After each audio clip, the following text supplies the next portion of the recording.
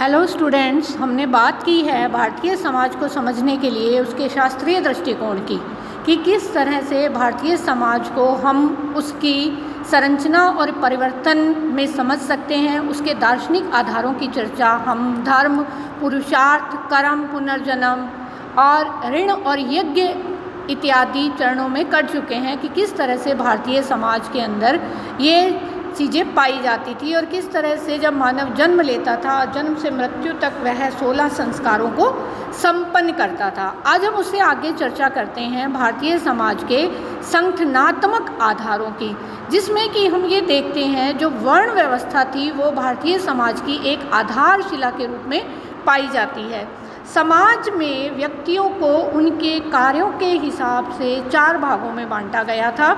हालांकि इसमें बहुत सारी आलोचनाएं भी हैं और बहुत सारी व्यवस्थाएं अलग अलग तरह से बताई गई हैं, लेकिन मैं यहाँ पर आपको ये बताना चाहती हूँ कि जब वर्ण व्यवस्था की हम बात करते हैं तो वर्ण के अर्थ को भी समझने की आवश्यकता पड़ती है और हम उसे अलग अलग जो महापुरुष हैं या अलग अलग विद्वान हैं उनके तरीके से समझते हैं।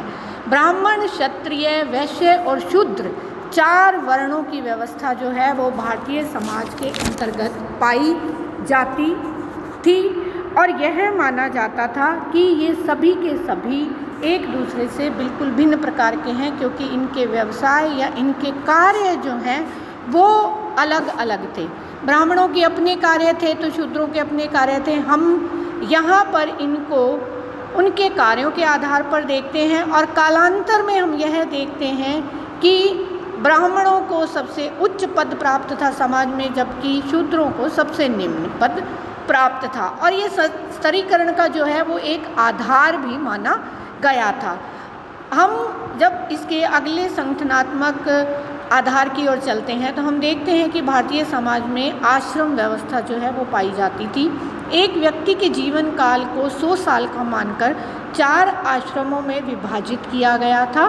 पहला ब्रह्मचर्य आश्रम, दूसरा गृहस्थ आश्रम, तीसरा वानप्रस्थ आश्रम और चौथा जो है वो संन्यास आश्रम माना गया। प्रत्येक आश्रम के अपने अपने गुण धर्म थे, अपनी विशेषताएं थी और एक व्यक्ति से समाज का नागरिक होने के नाते यह अपेक्षा की जाती थी कि वो इन आश्रमों की व्यवस्थाओं का, विशेषताओं का पालन करे।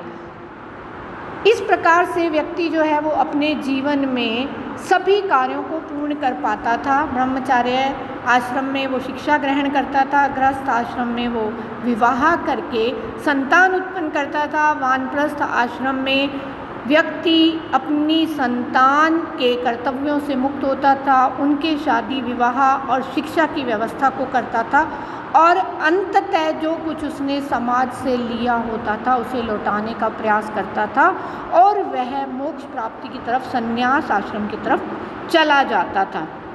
जब हम भारतीय समाज की तीसरी आधारभूत विशेषता की तरफ देखते हैं तो यह है जाति व्यवस्था, जो कि विश्व के किसी अन्य देश में इतनी जटिलता से नहीं पाई जाती है।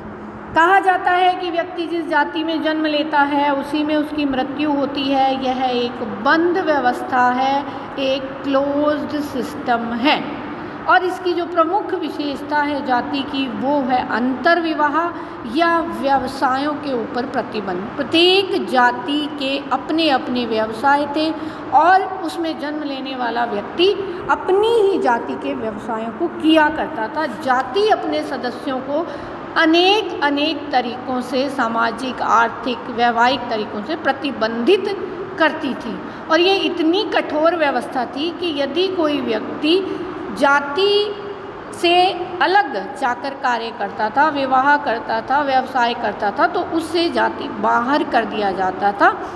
धीरे धीरे इस व्यवस्था में बहुत परिवर्तन आया, जो हम आगे के अध्यायों में देखेंगे, क्योंकि जाति व्यवस्था के बारे में आप लोग बहुत विस्तार से पढ़ने वाले हैं।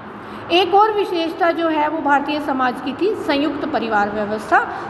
संयुक्त परिवार व्यवस्था में 3 या 3 से अधिक पीढ़ियों के लोग साथ में रहते थे, जिनका सामूहिक रसोई घर होता था, पूजा घर होता था और वे लोग सामूहिक संपत्ति रखते थे और इस तरह से अपने सदस्यों की रक्षा जो है, सुरक्षा का भार परिवार पर होता था। परिवार में बालकों के पालन पोषण, शिक्षा दीक्षा से लेकर वृद्धजनों की सुरक्षा और जो अशक्त लोग होते थे उनके प्रति दायित्व जो है वो भी निभाए जाते थे। तो इसलिए संयुक्त परिवार व्यवस्था जो है वो भी भारतीय समाज की एक आधारभूत विशेषता के रूप में हम देखते हैं।